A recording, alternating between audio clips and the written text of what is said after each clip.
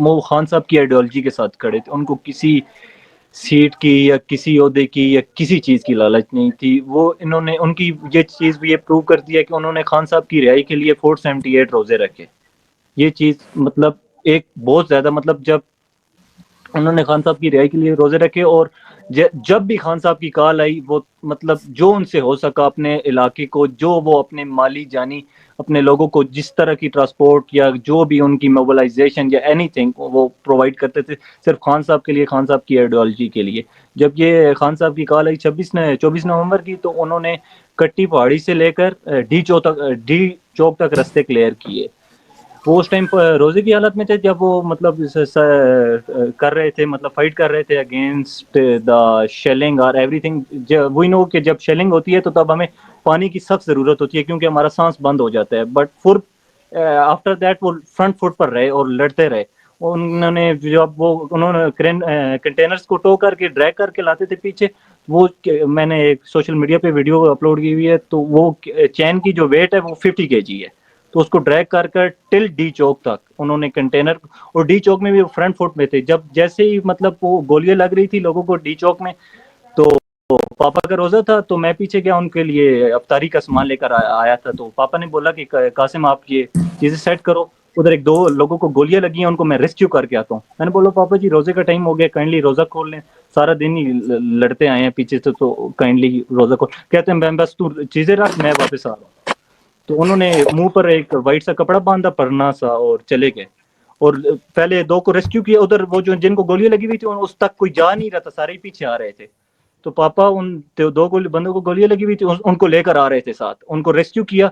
तो फिर थर्ड पर पापा को इधर हिप जॉइंट पर गन शॉट हुए, और फिर उनको भी आगे से जब उनको लगी तो फिर उनको भी कोई नहीं लेकर आ रहा था भाई। अभी मतलब जहरी मतलब लोग खा भी रहे थे, पर वो पापा बहुत ज्यादा फ्रंट फुट पर थे।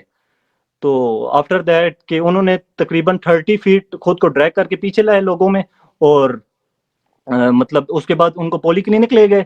पोली क्लिनिक में उन्होंने, जब डॉक्टर ने देखा कि इनकी बहुत ज्यादा डैमेजेस हो चुकी है, अंदर ब्लाइंडर उनका डैमेज हो सकता था, इंटेस्टाइन डैमेज होती थी, तो डॉक्टर ने बोला कि इनका ब्लीडिंग बहुत ज्यादा हो चुकी है, तो इनको फौरी तौर पर इलाज करवाएं, इनको कहीं और जगह शिफ्ट करें। फिर पिम्स में हम चले गए, पिम्स में रिकवर करवाया। उधर डे बाय डे कोई भी बंदा आ जाता था, कहता आफ्टर एन आवर कि क्या हुआ, किधर गोली लगी, और मतलब काफी किस्म का, हमें इसमें फियर में ही थे कि कब हमें मतलब कुछ भी हो सकता है। मतलब हम पापा जख्मी थे तो इनको कोई भी उठाकर लेकर जा सकते हैं, वो जहरी गोली जिसने मार दिया तो वो उठा कर ले जाए, तो what we do after that. फिर हमने उनको शिफा में शिफ्ट कर दिया। शिफा में हम उनका ट्रीटमेंट करवा रहे थे, तो same things happen at Shifa hospital के। उधर भी वही मतलब ये इनको क्या हुआ मतलब हमें नहीं पता था कि कौन है और कौन कैसे लोग हैं, मतलब मेंटली तौर पर डिस्टर्ब। आपकी आवाज नहीं आ रही कासिम अब।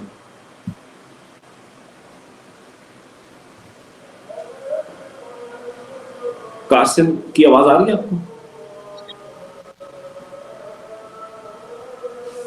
आवाज नहीं आ रही। कासिम आपकी आवाज नहीं आ रही है, आपको ज्वाइन करना पड़ेगा दोबारा। कासिम आपकी आवाज नहीं आ रही है, आपको ज्वाइन करना पड़ेगा दोबारा। ओके, अच्छा इतनी देर में हम जरा एक दो लोगों को और ले लेते हैं, इंतजार कर रहे हैं। और अब्बास पप्पी साहब हमारे साथ हैं, प्लीज अगर हम उनको भी ले लें। और कासिम आवाज आ रही है अब? कासिम अब आवाज आ रही है? कासिम आपको आवाज नहीं आ रही? आवाज आपकी नहीं आ रही। आपकी आवाज नहीं आ रही कासिम। अच्छा अली, इनको बस कहें कि रीजॉइन कर लें। जी कासिम आप रीजॉइन कर लीजिए। तो बहुत बहुत शुक्रिया कासिम आने का। पूरा एक जो एनेक्डोट है वो आपने सुनाया, वो बहुत इम्पोर्टेंट है। जो हमारे हीरोज है उनकी पूरी असल कहानी दुनिया तक पहुंचनी चाहिए। तो बहुत बहुत शुक्रिया आपके आने का, और कोशिश करें वापस ज्वाइन करें, नहीं तो हम यहीं हैं, थोड़ी देर में आते हैं। जी जी अली। और अब्बास बबी मेरे साथ है, मेरे साथ एक और उनको ऐड कर लूं, और उसके बाद जो है हम आगे इसको लेकर चलते हैं। इन्होंने पाकिस्तान के दो बहुत ही गंदे तरीन लोग हैं जिन्होंने एक जो कैंसर की मरीजा खातून से हारा है, वो इनका लीडर नवाज शरीफ, और उसने अपनी जीत को वो किया। और दूसरा सियालकोट में उसका एक बंदा है ख्वाजा आसिफ, इन्होंने उनको हराया था और बहुत भारी लीड से हराया था। रेहाना डार साहिबा भी हमारे साथ है। हमारी बड़ी खुशकिस्मती है कि थैंक यू सो मच, वो इस तरह के प्रोग्राम में बहुत ज़्यादा कम शिरकत करती हैं, तो ज़रा अगर हम रेहाना डार साहिबा को भी ऐड कर लें प्लीज़। और वो मेरे ख्याल से स्क्रीन पे नहीं है, वो जैसी आती हैं। ऑन साहब thank you so much, I know you had to make a pit stop at the motorway, आपको करना पड़ा, इसके लिए मैं आपका बहुत मशकूर हूँ इसके लिए। कैसे हैं आप? It's a pleasure. Thank you so much. जी जिब्रान प्लीज। जी, आई थिंक सबका यही सवाल है। पहले तो कंग्रेचुलेशंस जो इतनी फसायत के बावजूद सरवाइव किए हैं आप लोग।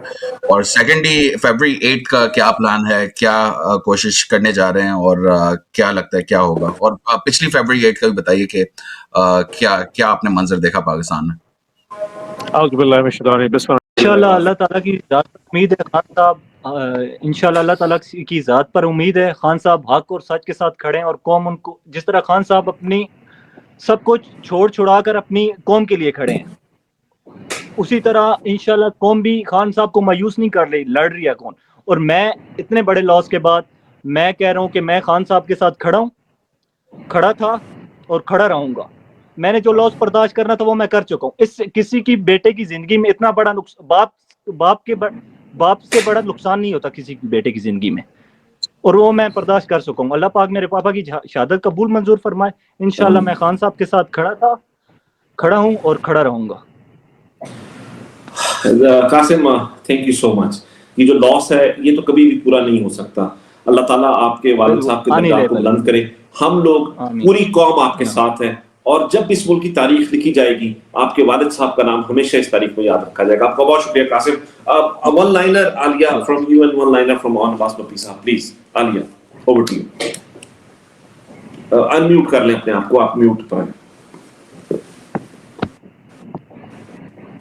आलिया को मेरी आवाज नहीं आ रही। ऑन साहब मैं जितनी तकलीफ हमारे छोटे भाई ने देखी है, इदरीस के बेटे ने और आलिया बाजी ने देखी है, यकीन करें इस तरह की तकलीफ तो शायद मैं देखी, लेकिन एक होप ये है कि जब तक ऐसे नौजवान, ऐसे मलिक इदरीस जैसे लोग पाकिस्तान की धरती पे रहेंगे, आलिया जैसी बेटियां यहाँ पे रहेंगी, पाकिस्तान की कौम कभी भी अपने खान के पीछे से हटने नहीं लगी। और जब तक खान वहां पे हिम्मत में और कौम हिम्मत में, कोई हमें हरा नहीं सकता। यकीन जानिए ये जंग वो है जो अगले शायद पूरी एक सेंचुरी, उसका पाकिस्तान की जो है सेंचुरी को शायद जो है ना उसका फ्यूचर डिस्कोर्स सेट करेगी। And I can assure you that कि कौम अपने लीडर के साथ है, लीडर अपने कौम के साथ है, और वक्त दूर नहीं है। लोग मुझसे पूछें कोई ऐसा फैक्ट बताएं कि खान कब बाहर आ रहा है, मैं कहता हूं कि वो दिन किसी दिन भी तलू हो सकता है। Any fine day when everybody realises, जो कि सिस्टम के लोग रियलाइज कर जाएंगे इस वक्त खान के बगैर शायद पाकिस्तान की आवाम के साथ जो इतना बड़ा ब्रिज आ गया है, इसके अलावा वो ब्रिज कोई गैप फिल नहीं कर सकता। वो दिन जिस दिन रियलाइज हो गया ना, उस दिन खान होगा इंशाल्लाह बाहर, और पाकिस्तान की आवाम उसके पीछे खड़ी होगी इंशाल्लाह। चल बहुत शुक्रिया ऑन अब्बास बप्पी साहब, आपको बहुत शुक्रिया, और बिलखुसूस शुक्रिया इस बात का कि आप अपने सफर में थे और आप रास्ते में क्या हमने आपने किया। मैं बहुत मशहूर हूं आपका। Aliya I know your time is very important, one last line if you want to say and then I हम आपसे इजाजत चाहेंगे। जी आलिया।